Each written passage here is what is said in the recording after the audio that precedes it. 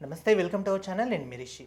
ఈరోజు మనతో పాటు ఉన్న గెస్ట్ ఎవరు అని అంటే మహాబగల్ అఘోరి తంత్రి, ప్రముఖ ప్రముఖ పండితులు నిశాంత్ శర్మ గారు. ఈ మధ్యకాలంలో చూసుకున్నట్టయితే చాలామంది అసలు ఈ దీక్ష తీసుకుంటూ ఉంటారు. దీక్ష అనేది ఎందుకు తీసుకోవాలి, అసలు దీక్షలో ఏమేమి నియమాలు ఉంటాయి, దీక్ష తీసుకోవడం వల్ల ప్రయోజనాలు ఏంటి, అసలు దీక్షలో ఉండే నియమాలు ఎలా ఉంటాయి, 42 రోజులని 45 రోజులని, అలాగే అర్ధమండలం అని, పావు మండలం అని, అలాగే ఇలా ఇలా ఎన్నో మండలాలు వేస్తూ అయ్యప్ప దీక్ష కానీ, తర్వాత దుర్గాదేవి దీక్ష కానీ, వెంకటేశ్వర దీక్ష కానీ, ఇలా ఎన్నో దీక్షలు చేపడుతూ ఉంటారు. అసలు ఈ దీక్ష నియమాలు అంటే ఏంటి, అసలు ఈ దీక్షను ఎందుకు చేపడుతున్నారు, అసలు ఈ దీక్షలో ఉండే అనుభవాలు ఏంటి, అసలు ఈ దీక్ష ఎందుకు చేపట్టాలి, వీటన్నిటి గురించి తెలియజేయడానికి మనతో పాటు గురువుగారు ఉన్నారు. వారిని అడిగి మీతో విషయాలు తెలుసుకుందాం. నమస్తే గురుగారు. మహాదేవ. ఎలా ఉన్నారు? బాగున్నాను గురువుగారు. మీకు నిజంగా చెప్పాలి అంటే చాలా కృతజ్ఞతలు. లాస్ట్ వీడియోలో కూడా మనం ఒక దరిద్రాన్ని గురించి మాట్లాడాము. అది దేవుడి దయ వల్ల కూడా చాలా సక్సెస్ఫుల్గా మీరు నేను అనుకున్నట్టు చాలా అంటే గవర్నమెంట్ కూడా మనకు సానుకూలంగా స్పందించి ఆ అఘోరి అనే వ్యక్తిని లోపలికి తీసుకెళ్లడం జరిగింది. 14 రోజులు రిమైండ్గా కూడా ఉంది.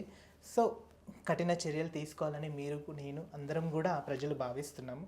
సో దాని గురించి మీరు ఎంతో ప్రయత్నాలు చేశారు, ఎన్నో విధాలుగా కూడా చెప్పారు. తన గురించి ఫేక్ అని ఎన్నోసార్లు కూడా వీడియోలు కూడా చేయడం మనం జరిగింది. సో మా ఛానల్ నుంచి అలా శ్రమకు మీకు ప్రత్యేకంగా ధన్యవాదాలు మరి ఒక్కసారి చెప్తున్నాం గురుగారు. మహాదేవ. మహాదేవ. ఓకే గురుగారు, ఈ మధ్యకాలంలో చూసుకున్నట్టయితే చాలామంది దీక్షా నియమాలు చేస్తూ ఉంటారు. అంటే అయ్యప్ప దీక్ష కానీ, తర్వాత దుర్గాదేవి దీక్ష కానీ ఇలా తీసుకుంటూ ఉంటారు. అసలు దీక్ష అంటే ఏంటి, ఎందుకు తీసుకోవాలి దీని దీక్ష? హనుమంతుడి దీక్ష కూడా చాలామంది తీసుకుంటూ ఉంటారు. అంటే ఇప్పుడు హనుమంత్ జయంతికి కానీ ఈ ఎండాకాలంలో అంటే ఒక్కో కాలానికి ఒక్కో దీక్షను చేపడుతూ ఉంటారు.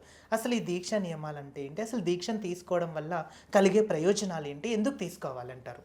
చాలా చక్కటి ప్రశ్న వేశారండి.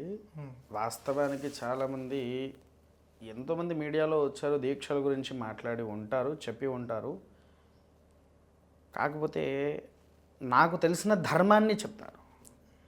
దీక్ష అనేది కొంతమంది వారి యొక్క ఇష్టానుసారంగా వారికి ఏదన్నా మొక్కుగా ఉన్నప్పుడు ఆ మొక్కు నెరవేర్చుకోవడానికి దీక్ష వేసుకుంటా అని కొంతమంది భావించి దీక్ష వేస్తారు. అది నెరవేరాకైనా నెరవేరక ముందైనా అది చాలా సంతోషమైన విషయం. కాకపోతే రెండోది ఏంటంటే కొంతమంది వ్యసనాలు కేవలం ఈ యొక్క 41 రోజులు ఆపుకుందామని వేసేటివారు. మీరు చూడండి, నేను ఎంతోమందికి హనుమంతుని దీక్షలు వేశాను, అయ్యప్ప దీక్షలు వేశాను మా ఊర్లో ఆలయాల్లో. ఇవాళ వాడు దీక్ష తీసుకుంటున్నాడంటే నిన్న మొత్తం ఫుల్గా తాగేసాడు వాడు. ఉదయం కూడా వాడికి దీక్ష వెయ్యాలంటే నోట్లో నుంచి దుర్గంధమైన వాసన. ఆ వాసనకు మేము మాలలు వేయడం మానేస్తున్నాము. నేను ఒకటే విషయం చెప్తా, ఏంటి అని అంటే మనం ఎప్పుడైతే దీక్షను ఆచరించాలనుకుంటున్నామో మొదటి వారం రోజులు మద్యం అనేది స్వీకరించకూడదు, మాంసాహారం తినకూడదు. దీక్ష వేసుకోవాలి అనుకున్నప్పుడు వారం రోజులు నియమాలు పాటించిన తర్వాతనే దీక్షకరుడు వాళ్ళు. నిన్న మొత్తం ఫుల్గా తాగి మళ్ళీ ఇంకొంతమంది ఇలా మాల విసర్జన చెయ్యగానే వెంటనే తాగడానికి వెళ్ళిపోతున్నారు. వీళ్ళు చూడండి, కేవలము మత్తు పదార్థాలు మానేయడానికే పెట్టుకున్నదే దీక్ష. కొంతమంది మాత్రం మనసుతో చేస్తారండి. వారి పూర్వ భక్తి మొత్తం భగవంతుని మీద చూపిస్తారు. ఒక దీక్ష నియమాలు కూడా ఏంటి అని అంటే, మీరు పూర్వంలో చూసే ఉంటారు, ఒక గురువు అనే వ్యక్తి ఉంటాడు, అంటే గురుస్వామి అంటారు. బ్రాహ్మణులు దేవాలయంలో దీక్ష వేసిన తర్వాత ఈ గురుస్వామి ఏం చేయాలంటే అందరినీ కూర్చోపెట్టేసి షోడశోపచార పూజాధికారులు గావించి అందరితోని మూలమంత్ర జపాన్ని చేయించి హనుమంతుని దీక్షలో ఉండేవారు ఉదయము సాయంత్రము ఖచ్చితంగా హనుమంతుని చాలీసా చదవాలి. దుర్గా దీక్షలో ఉండేవారు దుర్గా చాలీసా ఉంటుంది, అమ్మవారిని ఖచ్చితంగా చదవాలి, లలితా సహస్రనామం ఏదో ఒకటి. అయ్యప్ప దీక్షలో ఉండేటువంటి వారు కూడా కొంతమంది ఏంటంటే నోరు తిరగట్లేదని విన్నారా, కొంతమందికి మూల మంత్రాలు కూడా ఇవ్వడం మానేశారు. అంటే ఈ మూల మంత్రాలు అంటే ఏమేమి ఉంటాయి గురుగారు? అసలు ఈ మూల మంత్రాలలో అర్థాలు ఏంటి? మూల మంత్రం అంటే స్వామివారి బీజాక్షరంతో కలిపే పూర్తి నామము. ఓకే, విన్నారా? అది అద్భుతమైన శక్తి. అది అంటే ఒక నామం అనే చెప్పము, మంత్రం అనే చెప్పాలి. మ్మ్. మంత్రమే. ఓకే. దాన్ని ఎప్పుడైతే మనం ఉచ్చరిస్తామో మనం తీసుకునే దీక్షకు ఒక అర్హత అనేది ఉంటుంది. మ్మ్. రెండవది, ఈ గురుస్వామి అనే వ్యక్తి వెంట గురుస్వామి ఏది చెప్తే అది శిష్యులు వినాల్సిందే. మ్మ్. ఇప్పుడు చూడండి, కొంతమంది అహంకార భావాలతో ఉంటారు. నువ్వేంది చెప్తే నేనేంది వినేది. వాడు దీక్ష తీసుకున్నాడు కానీ అహంకారం మొదలట్లా. మొదలు దీక్షలో ఉండేవాళ్ళు అహంకారాన్ని వదిలిపెట్టాలి. కోపం, ద్వేషం ఇవన్నీ. కామ, క్రోధ, లోభ, మోహ, మధమాత్సర్య అని హరిషట్ వర్గాలు. హరిషట్ అంటే 5 6. 6. 6 వర్గాలను వదిలిపెట్టాలి వాడు. ఓకే. విన్నారా? తర్వాత ఇంకొకటి, దీక్షలో తెల్లవారుజామునే లేవాలి. ఎప్పుడు సూర్యుడు ఉదయించక ముందు 4-4:30 ప్రాంతంలో లేచి చన్నీల స్నానము ఆచరించాలి. ఓకే. ఇప్పుడు ఇంకోటి నడుస్తున్న వ్యవస్థల్లో షుగర్ అని, బీపీ అని అలా కొంతమంది రోగాలు ఉన్నారు. అలా ఉన్నప్పుడు దీక్ష తీసుకోవడం ఎందుకు? స్వామివారిని మనసులో స్మరిస్తే సరిపోతుంది. అవునా? అయినా వారు దీక్ష తీసుకుంటున్నారు, వేడి నీళ్ళ స్నానం చేస్తున్నారు సూర్యుడు ఉదయించి. అంటే ఇప్పుడు గురువుగారు, ఇప్పుడు వేడి నీళ్ళతో స్నానం చేయడము అండ్ చల్లనీళ్ళతో స్నానం చేయడం గల అర్థాలు ఏంటి అంటే, ఇప్పుడు రెండిటిలోనూ గంగాదేవి ఉంటుంది. దాన్ని ఒంటి మీద పోసుకోవడం వల్ల అంటే ఏమన్నా ప్రాబ్లమ్స్ వచ్చే ఛాన్స్ ఉందంటారా అసలు? ఉష్ణోదకాయ వినస్తీర్య. ఉష్ణోదకము అని అంటే వేడి నీరు. ఓకే. వేడి నీరు పూజ క్రతువులకు వాడకూడదు. ఒకటి ఎందుకు అని అంటే శరీరంలో లేనిపోని యొక్క కోరికలను సృష్టిస్తుంది వేడి నీళ్ళు. ఓకే. చన్నీళ్ళు వాడి ఒళ్ళుని చల్లబరిచి ఎటువంటి దాంట్లో కూడా ప్రలోభానికి వెళ్లకుండా ఆపగలిగేది కేవలం చన్నీళ్ళే. మరి ఎలా అంటే వేడి నీళ్ళు అంటున్నారు. గంగా నీళ్ళు భూమి మీద ఉంటాయి, మనం హీటర్లో గీజర్లో పెట్టుకుని దాంట్లో మునిగి రావచ్చు కదా. వాటిని ఎందుకు వేడి చేయలేము? కరెక్ట్. అవునా? అవును. ఒకటి. అయితే ఇంకొంతమంది ఇలా చేస్తున్నారు, సరే పర్లేదు పోనీయండి. అయితే ఇక్కడ ఇంకో విషయం ఏంటంటే, రోగం ఉన్నవాడైనా సరే లేని వాళ్ళైనా సరే ఉదయం పూట కేవలము ద్రవ పదార్థం తీసుకోవాలి. ద్రవ పదార్థం అంటే మీరు అనుకునేటువంటి ఏది కాదు, కేవలం పాలు మాత్రమే.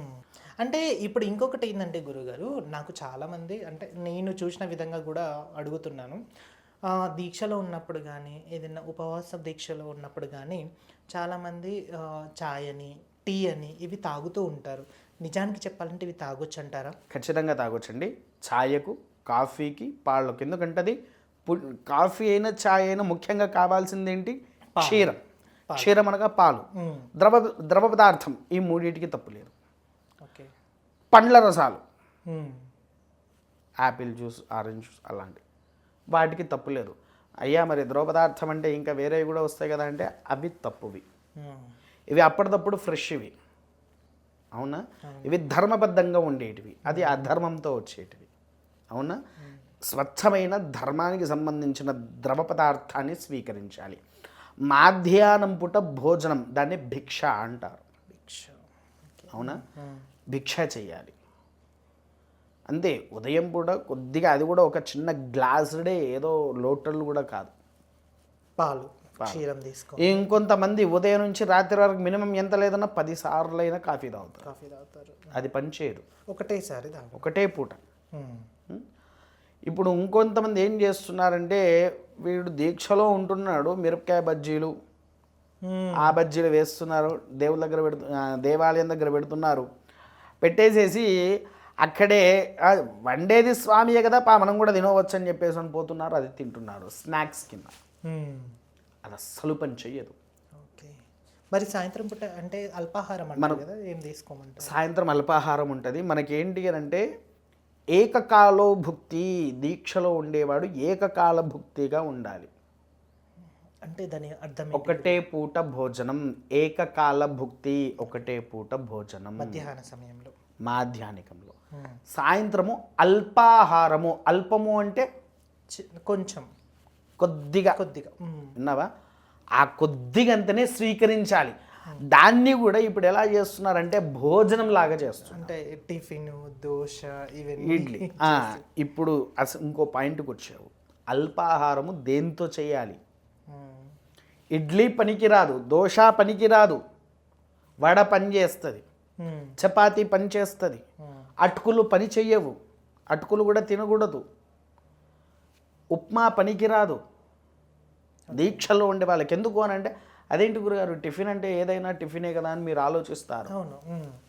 ఇడ్లీ చేయాలంటే నువ్వేం చేయాలి నాన్న? మొదలు బియ్యపు పిండిని ఎప్పుడు నానబెట్టాలి? ముందు రోజు రాత్రి. ముందు రోజు. అవును. దాన్ని వచ్చే పిండితోనే బియ్యం ఇడ్లీ నీళ్ళలో పెట్టే కదా ఉడకబెట్టేది, నీళ్ళలో పెట్టి ఆవిరితోనే కదా వచ్చేది, అది అవును. భోజనం చేసినట్టే కదా అక్కడ. కరెక్ట్.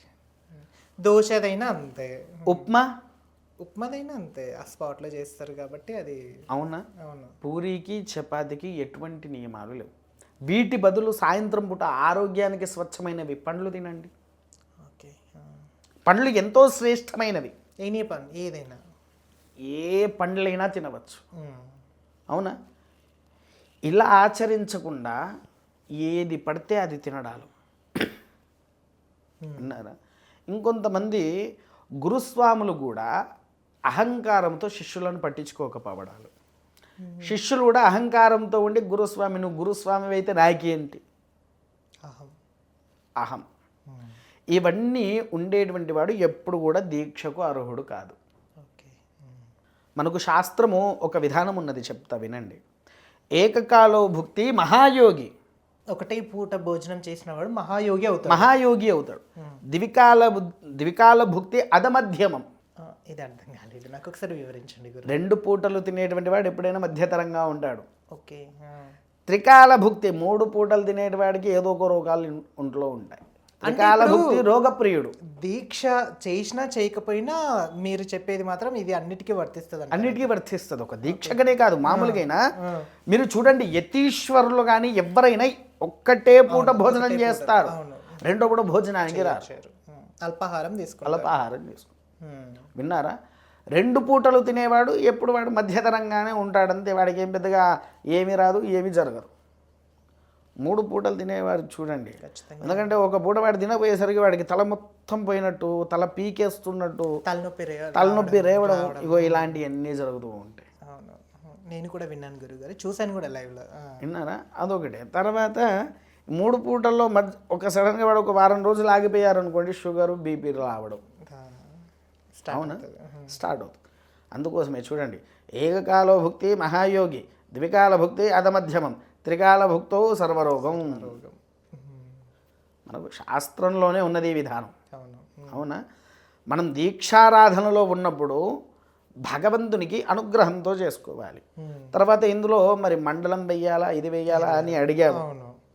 11 రోజులు సంఖ్య లేదు, శాస్త్రంలోనే లేదు. అర్ధమండలం అసలు లేనే లేదు. ఇవి 2 కొంతమంది ఏంటంటే వ్యసనాలు మానేయలేక దాన్ని సగం చేసుకొని పెట్టుకున్నారు, ఇంకొంతమంది సగానికి సగం చేసుకున్నారు. ఇప్పుడు ఇంకొకటి గురుగారు, చాలా మందిలో చూస్తూ ఉంటాము, అంటే ఇప్పుడు అయ్యప్ప దీక్ష తీసుకునే వాళ్ళు చాలామంది, అంటే వాళ్ళు ఏంటంటే సంవత్సరం మొత్తం అయ్యప్ప దీక్షలోనే ఉంటారు. అంటే వాళ్ళని వ్యసనానికి దూరం చేయడానికే ఈ మాల వేస్తారా, లేకపోతే నిజంగానే వాళ్ళు భక్తి మీద భక్తితో వేసుకుంటారండి? సంవత్సరం పొడవుతా వేసుకునేవారు వారి యొక్క ఇష్టానుసారంతో, వారి యొక్క భక్తితో వేస్తారు. విన్నావా? ఆ భక్తితో ఉంటుంది కాబట్టి వారు పరిపూర్ణంగా స్వామివారి అనుగ్రహం పొందాలని ఎదురు చూస్తూ ఉంటారు. అలాంటి అంటే ఇప్పుడు ఇంకొకటి ఏంటంటే గురుగారు, వాళ్ళకి కుటుంబాలు ఉంటాయి, కుటుంబ సభ్యులు ఉంటారు. ఆ తర్వాత దీక్షా నియమాలు కూడా పాటిస్తే వారి కుటుంబ సభ్యులకు అంటే ఏమన్నా నియమాలు అంటే నువ్వు అనుకునే నియమాలు ఏంటిది? ఇప్పుడు కుటుంబ పోషణార్థం వాడు ఏ వృత్తిలో ఉన్నా ఆ వృత్తిని వాడు ఆచరించాలి. వాడి వృత్తి ధర్మాన్ని వదులుకొని దీక్ష చేయమని మనకి ఏ శాస్త్రంలో కూడా లేదు. అంటే ఇప్పుడు ఇంకొకటి ఏంటంటే కొంతమంది, ఇప్పుడు మన శాస్త్ర ప్రకారమే చూసుకుందాం గురుగారు, కొంతమంది ఏంటంటే ఏదన్నా చావు ఉంటే అక్కడ వెళ్ళకూడదు. కొంతమంది హాస్పిటల్లో పనిచేసే వాళ్ళు ఉంటారు, డాక్టర్స్ కానీ, నెక్స్ట్ ఇంకొకటి నర్సులు కానీ, సంథింగ్ ఏదో ఒకటి, వాళ్ళు దీక్షలో ఉన్నప్పుడు ఖచ్చితంగా వాళ్ళని టచ్ చేయాల్సి వస్తుంది. మరి దానికి ఏమంటారు? దానికి ఏం ఇందాక అదే చెప్తున్నాను నాన్న, వృత్తి ధర్మాన్ని ఆచరించే వాడికి ఏ తప్పు లేదు. వాడి వృత్తి ధర్మం ఆచరించవచ్చు. వాడు హాస్పిటల్లో ఉన్నా చేయవచ్చు. ఇగో ఎవరైనా సరే నువ్వు ఒక దీక్ష తీసుకున్నావు, నువ్వు మామూలుగానే వెళ్తూ ఉన్నావు, నీ కళ్ళ ముందే ఒక యాక్సిడెంట్ జరిగింది, మనిషిని కాపాడలేమా? ఖచ్చితంగా కాపాడాలి, మానవ ధర్మం అది. మానవ ధర్మ ప్రకారంగా అక్కడ ఎవరినైనా కాపాడాల్సిందే. నువ్వు దీక్షలో ఉన్నా ఏం చెయ్యాలి? వెంటనే అది జరిగిన తర్వాత నువ్వు ఇంటికి వెళ్ళి ఎవరిని తాకకుండా నీ శరీర ప్రక్షాళన చేసుకోవాలి మొదలు. ఓకే. ఒకటి ఇందులో ఇంకొక విషయం చెప్తా వినండి. దేహశుద్ధి కంటే ఏ భగవంతుడైనా కోరుకునేది ఆత్మశుద్ధి. ఆత్మశుద్ధి నీ దగ్గర లేనప్పుడు నువ్వు ఎన్ని దీక్షలు తీసుకున్నా లాభం ఏంటి? అవునా? ఆత్మశుద్ధి కావాలి అంటే మానవుడు ఏమేం చేయొచ్చు గురువుగారు అసలు? ఆత్మశుద్ధి కావాలనంటే ఒకటి చెప్తాను. దీనికి మంచి ఉదాహరణ మనకు వేదంలోనే ఉంది. సత్యవాయేతే మహాయజ్ఞ సతతి ప్రియా సతతి సంతిష్టంది దేవయజ్ఞం పితృయజ్ఞం బ్రహ్మయజ్ఞం మనుష్యజ్ఞం భూతయజ్ఞ అని మనకు మంత్రమే ఉంది. దేవయజ్ఞం మొదలు దేవయజ్ఞం. దేవయజ్ఞం అంటే ఏంటి? మనం ఇంట్లో నిత్యంగా భగవంతుని దగ్గర పెట్టే దీపారాధన, ఓకే, మన ఇంట్లో చేసుకునేటువంటి పూజాధికాలు, ఓకే, అవి తూచా తప్పకుండా ఆచరించాలి. పితృయజ్ఞం. పితృయజ్ఞం అంటే తెలుసా? తండ్రికి, రైట్. మనల్ని కన్న తల్లిదండ్రులకు వారు మరణించిన తర్వాత చేసే నిత్య కర్మలు. ఓకే. మొదలు సంవత్సరం మొత్తం ప్రతి నెల మనం పిండ ప్రధానాలు చేపిస్తాం. అంటే ఇప్పుడు కరెక్ట్ గురుగారు, అంటే ఇది చాలా మందిలో రేకెత్తుతున్న ఒక అనుమానం అనమాట. ప్రతి సంవత్సరం అంటే ప్రతి నెలకు అమావాస్యకు పెట్టాలి అని చెప్పేసి సంథింగ్ ఏదో అంటూ ఉంటారు. అమావాస్య పితృతర్పణం. అది పితృతర్పణం. పితృతర్పణం విన్నావా? తల్లిదండ్రులకు పితృతర్పణం ఇవ్వాలి, అదొకటి. మరణించిన తిథి ఏదైతే ఉంటుందో తిథి అప్పుడు చేసేదే పితృయజ్ఞం. అంటే ఆ రోజు ఆ డేట్. సో ఇప్పుడు కొంతమంది డేట్ కూడా కాదు, తిథి. తిథి. చాలామంది ఏంటంటే డేట్ల ప్రకారం చేసుకుంటారు, కానీ మనం చూడాల్సింది మొదలు తిథి, ఏ తిథిలో మరణించాడు అని ఆ తిథిని చూడాలి. మూడవది భూతయజ్ఞం. భూతయజ్ఞం అంటే ఏంటి చెప్పు, నీకు తెలిసినంత వరకు అందాదా? భూతాలని అనుకుంటాం, దయ్యాలు భూతాలని ఖచ్చితంగా అందరు అదే అనుకుంటారు, కానీ అది కాదు నాన్న. భూతయజ్ఞము అని అంటే పశువుల యజ్ఞము. అంటే ఇప్పుడు నువ్వు ఒక శునకం తెచ్చుకున్నావు, శునక రోడ్డు మీద ఉండే కుక్క నాకు ఒక ఇల్లు కావాలి అని అడుగుతాదా? అడగదు. పోనీ నేను ఒక ఏసీలో ఉండాలని కోరుకుంటాదా? అడగదు. నేను కారులో తిరగాలని కోరుకుంటాదా? కనీసం అది నీతో మాట్లాడుతుందా? లేదు గురు. పిల్లి నిన్ను ఏమని పిలుస్తుంది? కుక్క అంటది. నోరు తెరిచేమని మాట్లాడతాయా? మాట్లాడదు. వాటికి భోజనం పెట్టడం, ఆవులకు, పశువులకు, పిచ్చుకలకు వాటికి నువ్వు కడుపు నింపడం, దాన్ని భూతయజ్ఞము అంటారు. భూత ప్రేత పిశాచాలకు చేసే భూతయజ్ఞాలు కాదు. ఈ భూతయజ్ఞం వేరు, ఆ భూతయజ్ఞం వేరు. అంటే చాలా మంది ఇదే అనుకుంటారు గురుగారు. అదే అనుకుంటారు. విన్నావా? తర్వాత మనుష్యజ్ఞం. మనుష్యజ్ఞం అంటే ఏంటో తెలుసా? మనకు శాస్త్రంలో అతిథి దేవో భవ అని ఉన్నది. ఈ అతిథి దేవో భవకు మనుష్యయజ్ఞం ఏకం. అతిథులను గౌరవించడం. అతిథులను గౌరవించడం ఒక్కటే కాదు, అతిథులకు భోజనం కూడా పెట్టడం. అతిథులను గౌరవిస్తూ అతిథులకు కావాల్సింది చూసుకుంటూ మనుష్య అంటే ఇప్పుడు చాలామంది అన్నదానం చేస్తున్నారు, అది ఎందుకు చేయాలనేది వాడికి తెలియదు. అన్నిటికంటే గొప్ప దానం అన్నదానము అని అంటారు. అసలు అన్నదానం దేనికి చేయాలి? ఎదుటి వ్యక్తి నువ్వు 100 రూపాయలు ఇవ్వు నాన్న, వాడికి 1000 రూపాయలు ఇవ్వు, ఆశ చాలు అన్నాడు. ఆశ చావదు. నువ్వు 1,00,000 ఇచ్చినా వాడికి సరిపోవట్లా, ఇంకా కావాలి ఇంకా కావాలంటాడు. కానీ భోజనం పెట్టిన తర్వాత వాడు కడుపు నిండిన తర్వాత ఒక్కటే ఒక్క మాట అంటాడు, అబ్బా నాకు ఇంకా చాలు అన్నాడు. ఆ ఒక్క పదంతో నీకు ఇంటికి ఉన్న దరిద్రం నివారణ అవుతుంది. అన్నదానం పవిత్రం. పవిత్రం. దీనికి ఉదాహరణ చెప్తా విను. మనకు శాస్త్రంలో ఒక శ్లోకం ఉంది. గజతురగ సహస్రం గోకులం భూమి దానం కనకరజిత పాత్రం మేధిని సాంగరాంతం ఉభయకుల పవిత్రం కోటి కన్యా ప్రధానం నభవతు తత్సల్యం అన్నదాన సమాన. అంటే అర్థం తెలుసు దీంట్లో, గజ తురగ సహస్రం, ఏనుగులు అశ్వాలు మేధాలు ఇవన్నీ 1000 దానాలు ఇచ్చిన, గోకులం భూమి దానం, భూమి ఆవు దానము ఇచ్చిన,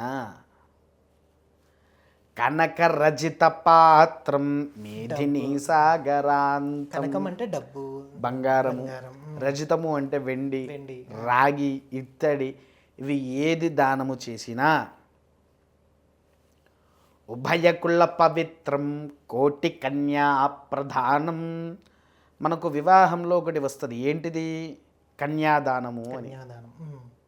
ఉభయకుల పవిత్రం కోటి కన్యా ప్రధానం.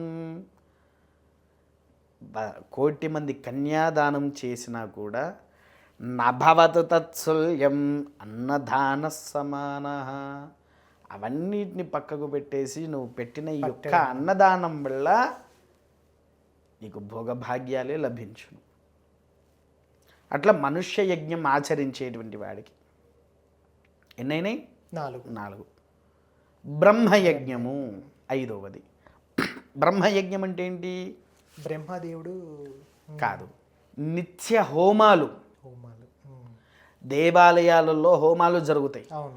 కొంతమంది తెలిసి వెళ్ళరు, రోజు జరిగే హోమాలే కదా, చూస్తేనే చూడబోతే అంతే, అయిపోయాక దండం పెట్టుకుంటే చాలు.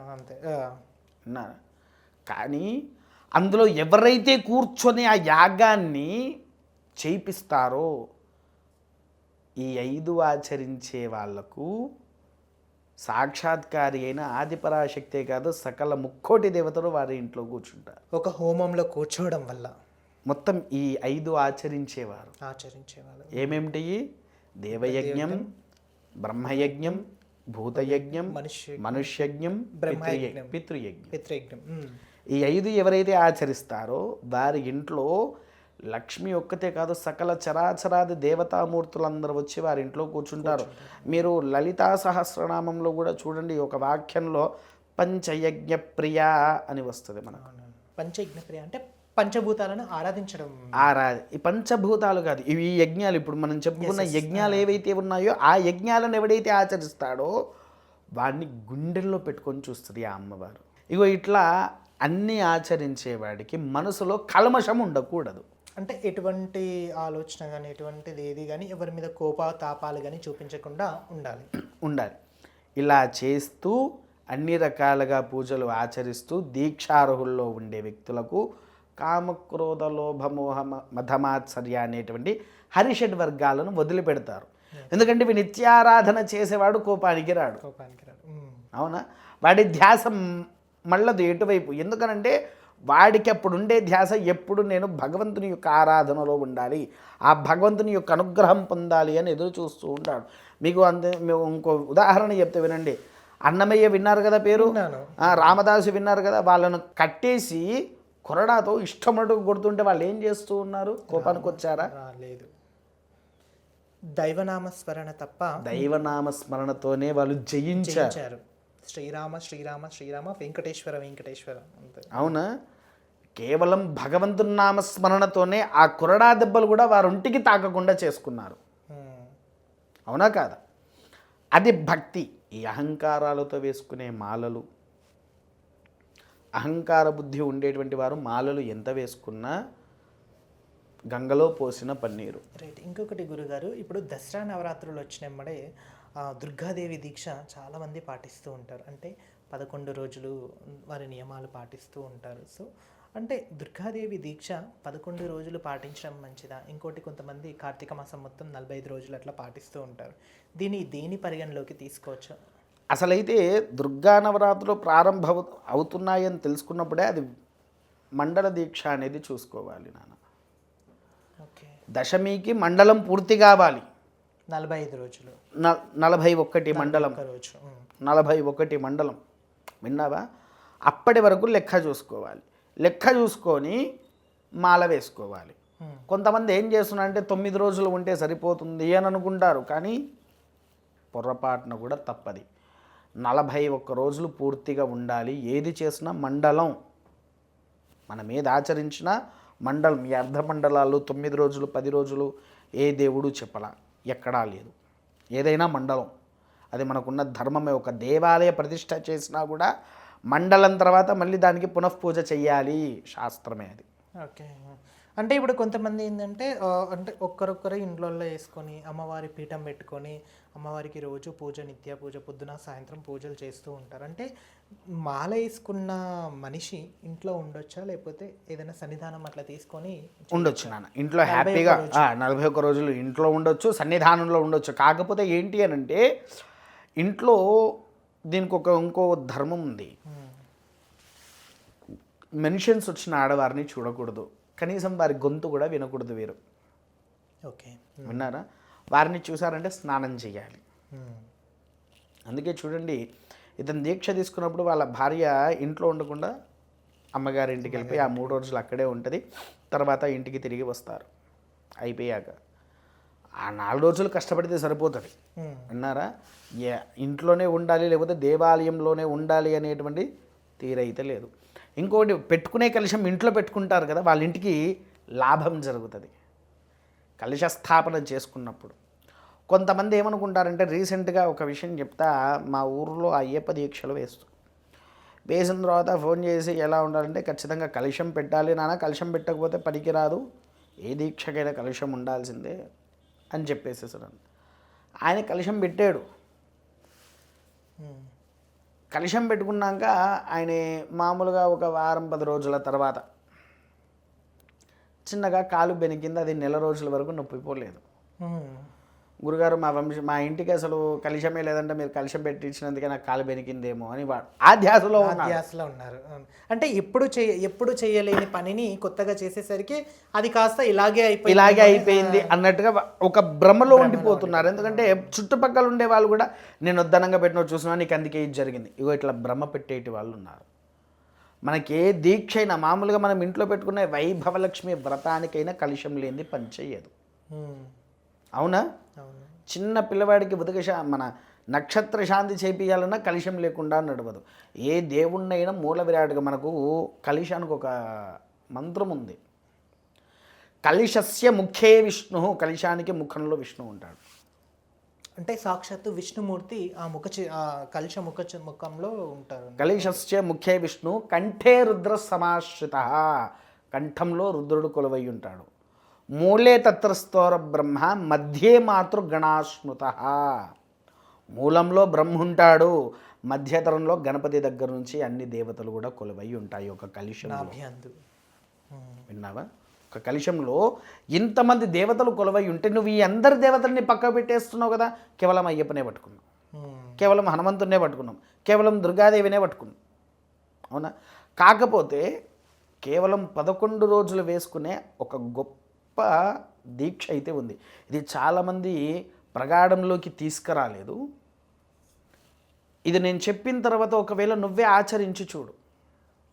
సరే గురుగారు, ఖచ్చితంగా దాంట్లో ఉంది అంటే ఖచ్చితంగా నేను పాటిస్తాను, అందులో డౌట్ లేదు.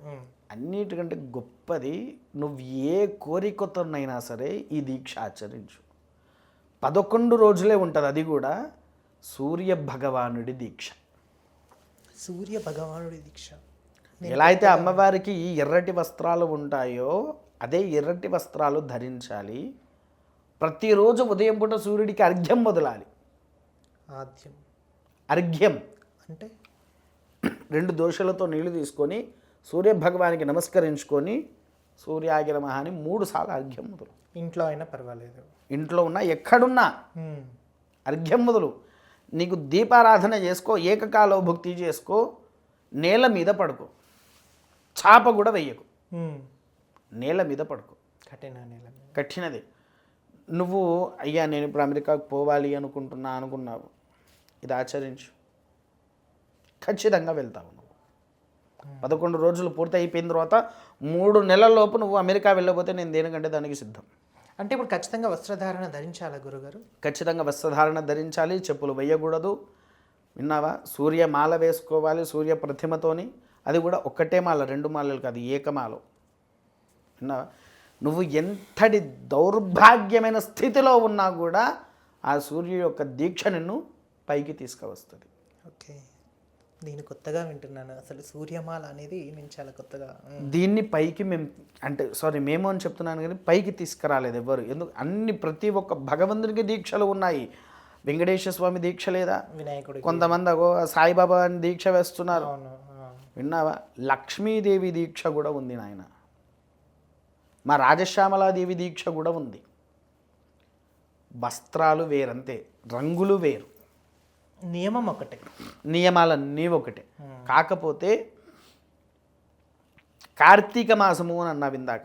అవును, కార్తీక మాసంలో చేయాల్సింది నక్తము. దాని పేరు నక్తం. ఉదయం నుంచి రాత్రి వరకు భోజనం చేయకుండా ఉండి సాయంకాలంలో కార్తీక మాసంలో శివుడికి అభిషేకం ఆచరించిన తర్వాతనే భోజనం చెయ్యాలి. ఓకే, పచ్చి నీళ్లు కూడా తాగకూడదు తాగొద్దు. అవును, కార్తీక మాసంలో. దాని పేరే నక్తం. విన్నావా? పచ్చి మంచినీళ్ళు కూడా ముట్టకుండా సాయంకాలం వరకుండి స్వామివారికి అభిషేకం చేసిన తర్వాత చేసేది. మళ్ళీ శివదీక్ష ఎప్పుడు ప్రారంభమవుతుంది? జనవరిలో ప్రారంభమవుతుంది. ఎప్పటి నుంచి? శివరాత్రి వరకు శివదీక్ష.